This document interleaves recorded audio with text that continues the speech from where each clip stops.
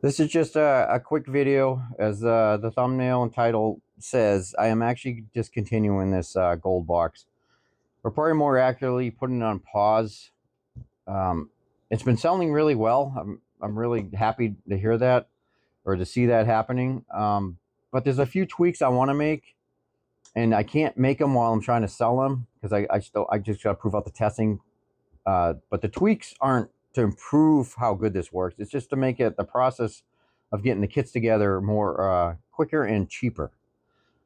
And again, I can't do it while I'm trying to sell them. And also, this is just a part-time business. I'm trying to see if it takes off. I have a full-time job. I have other inventions and projects I'm working on, and plus I'm going to show you in a second. I'm working on the second version of this. So to do all that, it's just become impossible, and I'd rather just do it right. And unfortunately, the best way is to stop and then go at it. So I have 7 more kits of these up available on my website. I got the price down to 185, and that's going to include free shipping now. Once those are gone, that's it. This will be you won't be able to buy this anymore. So if you still want to buy this, the kits are ready to go. Purchase it. And again, there's nothing wrong with it. I just need to make a couple tweaks, but I'm getting some feedback. People want it bigger and faster, which I don't blame them. But on a little side note, I just want to point out something that I don't think a lot of people know, because every once in a while I get a few comments that this is a cheap toy. I wouldn't pay such and such for it, blah, blah, blah, which doesn't really bother me. But at the same time, I want to express how different this is as a new prospecting unit. Just a quick reference, the square footage on the bottom of this thing, square inches, I think I calculated, it's hard to calculate, but it's around 60 square inches of surface area that the material is going through to be process the gold out. On an average 2-foot sluice, depending on width and other features it has, you get over 160 square inches of surface area to process the gold out. If you classify the material down a 1/4 inch, which is really high, you can do bigger in the sluice, but it's really highly recommended to go down to a 1/4 inch. If you classify 2 buckets down to a 1/4 inch, you can feed these 2 pieces of equipment at the same rate. Sometimes this can go even faster because you don't have the water flow to run this properly, or the right angle, or whatever the process is. They could run at the same speed, but yet on average, this will capture, or the efficiency is up to 98 to 100%, where most sluices are around 90%, again, because of the environmental factors you have to deal with. So this unit is 70% smaller, or 70% less surface area, and it can process the same amount of material with more efficiency. Just to show you the engineering that went into this. This isn't just a weird little box that was just created because I just wanted to make something square. There's a lot of engineering that went into this. And it kind of bothers me. I mean, sluices, I don't know when the first sluice was created, but I mean, the last 300-400 years we've been using them in America, and it hasn't really changed much. We got new materials. There's been some computer generated features like this Dream Mat, which has been awesome. But it's 2025. We have AI technology. We have rockets boosters being caught out of air. I mean, we have all these advancements happening, and we're still using 300 to 400-year-old technology. And these things have their problems. If you don't have enough water flow, you don't have the right pitch. If you feed too fast, if the material is not classified the right side, there's a lot of drawbacks.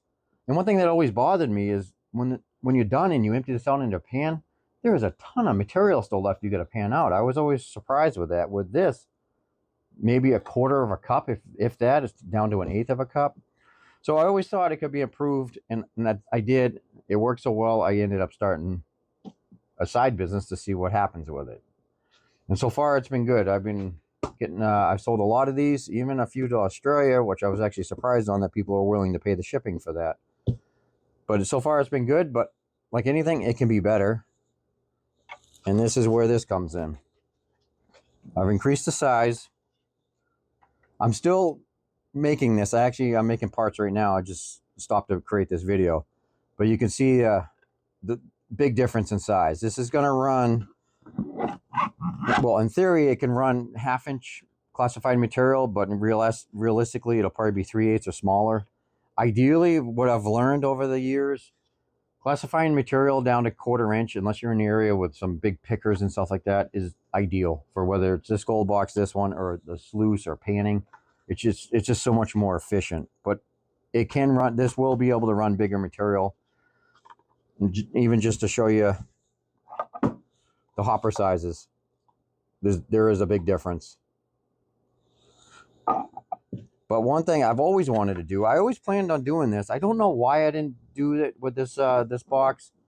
It wasn't until actually I ran the Flower Gold Wizard. That pay dirt is just horrible. So I kind of made up a quick little solution to help this process that material. But it was a temporary fix because I didn't design it to run that type of material. But by making this just a regular box, completely empty, this is where all the magic happens. And I can make multiple inserts for different materials for all around the country, all around the world. This most on the material, this is a lot of this is a similar version with some new features added to this. This will probably work on 80% of the material around the world. But then there's other areas where maybe you want to run beach sand, so I'll have another version. Or if you're going to run the real heavy black sand with the gold in it, I'm going to have a version to help process that too, whether in the field or at home as a secondary processing unit. And you can see too, this is the export pipe for that version, and you can see the difference. It's going to be a bigger animal. But the thing is, I don't want to go too big. This thing can actually break down, and even with the 12-volt battery, will fit in a 3-gallon bucket. This probably is going to have to go to a 5-gallon, but I don't want to make it any bigger than that. I still want this thing portable. That's one of the biggest features of it. Efficiency, process, quick, but portable and lightweight. And I'm still going to try to maintain that. So I just wanted to give a quick update. It's probably over the next few months, I'm going to be making some videos testing this. You'll see the highs and lows. Not everything's a success. I'll add a feature and it'll actually make it worse, but I'll learn from that and then tweak the next version and it makes it better. It's not an easy scale up. I've learned that when I was designing this. I was playing around with different features. Things don't scale right. Things change because of the way because it's pressurized. The littlest feature can either make or break this thing. So there'll be a lot of testing into this, and you'll be able to follow along. And hopefully, I'm hoping by June that I'll have a working model up. I'll have all the kit pieces dialed in, because actually none of the pieces are going to be the same as this. Even just to show you, I used 1/4-20 threaded rod, and this one, because it's going to be heavier duty, I'm going with 5/16 rod, just more rigidity. So that you'll be able to follow along with that and see how this develops. There is one thing I've always wanted to do more personally, but if I can get it to work, I'm going to add it as a add-on feature. Because these things don't take a lot of, even this one shouldn't, I'm going to have to use a bigger water pump, but it shouldn't take a lot of voltage to run this thing. So what I want to design, either you modify a bucket or I'm going to have a fold-out tray, because I still want this thing to be portable, but I'll probably have to 3D print an auger. So say there's a tray, you dump a bucket of material on here, and the auger self-feeds this for the next 15-20 minutes while you're off going to get your next bucket. It's not needed, because this thing you'll be able to scoop pretty fast into it, or at least in this version, it's going to make that possible.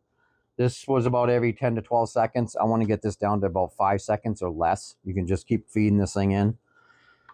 But I think an auger system feeding this, a nice constant feed while you're out digging the next buckets, I think that'd be kind of a cool feature. But again, don't hold me onto that. I don't think it'll be that hard, but I just got to have time to be able to get a good model that can, it's cost effective. No one wants to pay big money for that, but also it's portable, so you can bring it out with you and you're not having to lug out a big battery to run it or something like that. So it'll take a little work, but stay tuned over the next few months, either on the YouTube channel, the Facebook, or I may put notes and little updates on the website too, if you want to just check into that every few weeks or a month or whatever. And one thing I might do, on just a side note, talking about the website, if I don't bring this back, or if I do, it's going to be a little different. So this original first version, I may actually put the file up on the website, and then people can download it, print it out of whatever material they want, and I'll put a parts list. A lot of this stuff is coming from McMaster Car, which is really higher end stuff, which you don't have to do if you're going to make your own. But let me know if that's something somebody would be interested in. A lot of people do have 3D printers, or know people with 3D printers. So if you can print out your own, like I said, this version still works really good. I just want to make it better, just easier to prep and cheaper, so I can keep my costs down. Inflation is infecting everything. The materials are just almost doubled, if not 50% more. So I have to find ways to keep that cost down to help you guys out. This is supposed to be a cheap hobby that's fun for everyone. I don't want to ruin that by having to charge way more than I should. So again, I don't want to drag this video out. Stay tuned for the testing, if you want to see how this is processed. Plus, you just want to see me out finding gold on the rivers.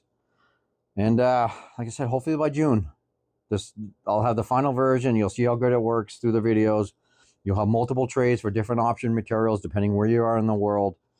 It's going to be better. Everything I've wanted to do with this over the last 2 years is going into this one. And since I'm designing this, if you have some feedback, maybe some ideas you want to add, now is the time to let me know. I'm in early development. I can change things if I have to. If it's a great idea, I'll try to implement it. So you can actually help be part of this process. But until next time, hopefully the next video, you'll see this on the river running some material.